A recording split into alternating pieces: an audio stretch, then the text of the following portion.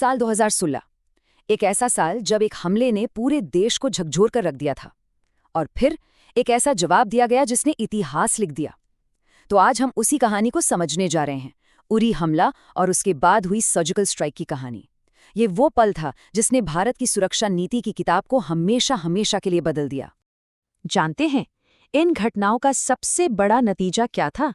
एक बिल्कुल साफ संदेश कि अब भारत चुप नहीं बैठेगा। ये आतंकवाद को एक कड़ा जवाब था कि उसे किसी भी कीमत पर बर्दाश्त नहीं किया जाएगा। और कह सकते हैं कि यहीं से उस नए भारत की सोच की शुरुआत हुई जो अपनी सुरक्षा के लिए कोई भी कदम उठाने को तैयार था। तो एक रेखा लांघी गई थी। ये बात है सितंबर 2016 के बिल्कुल आखिर की।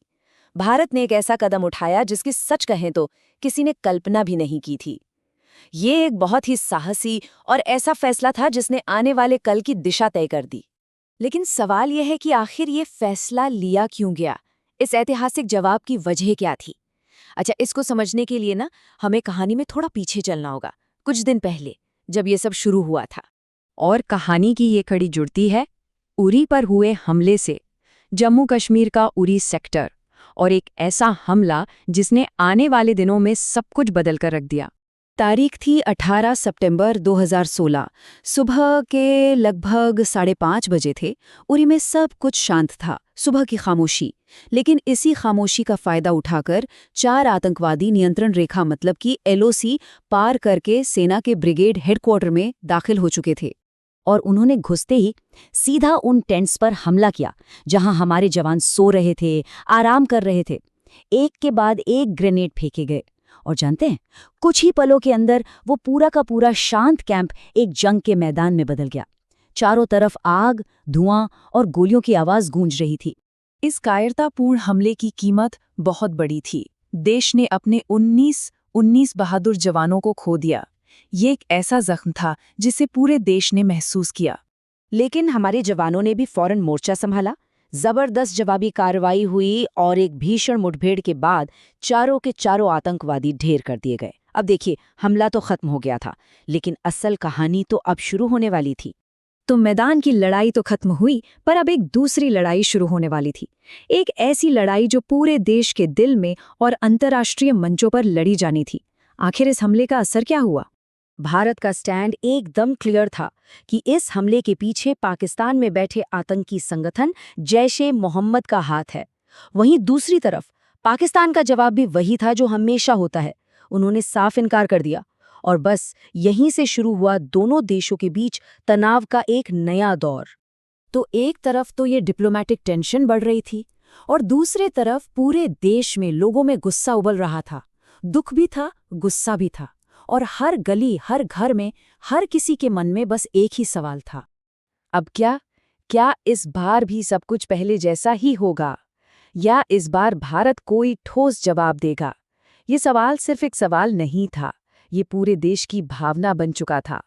और इस सवाल का जवाब भारत ने दिया।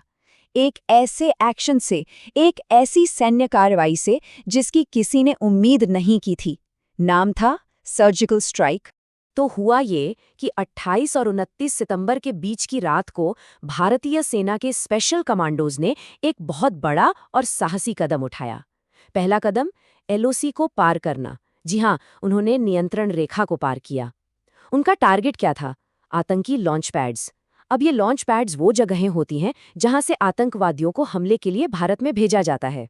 तो हमारे कमांडोज ने इन लॉन्च पैड्स को एक एक करके ढूंढ निकाला और उन्हें पूरी तरह से नष्ट कर दिया। ये सिर्फ एक ऑपरेशन नहीं था, ये एक नई मिसाल थी। भारत ने दुनिया को दिखा दिया था कि वो अपनी रक्षा के लिए किसी भी हद तक जा सकता है। देखिए, उरी और उसके बाद हुई सर्जिकल स्ट्राइक ये सिर्फ एक मिलिट्री चैप्टर नहीं है। इसका असर बहुत गहरा था। इसने हमारी सोच को बदला, हमारी मानसिकता को बदला कि हम आतंकवाद से कैसे निपटेंगे। तो हुआ क्या? पहली बात तो ये कि देश के सिक्योरिटी सिस्टम को और भी ज्यादा मजबूत किया गया।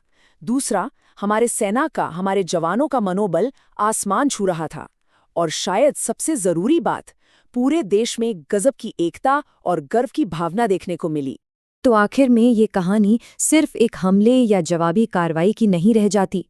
ये कहानी है उन बलिदानों की जिनकी गूंज आज भी सुनाई देती है। ये कहानी सिर्फ बदले की नहीं है, ये कहानी है हिम्मत की, बलिदान की, उन वीर जवानों की जिन्होंने देश के लिए अपना सब कुछ न्योछावर कर दिया।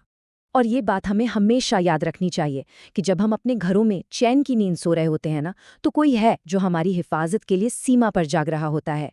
उन सभी वीर जवानों को सलाम। जय हिंद।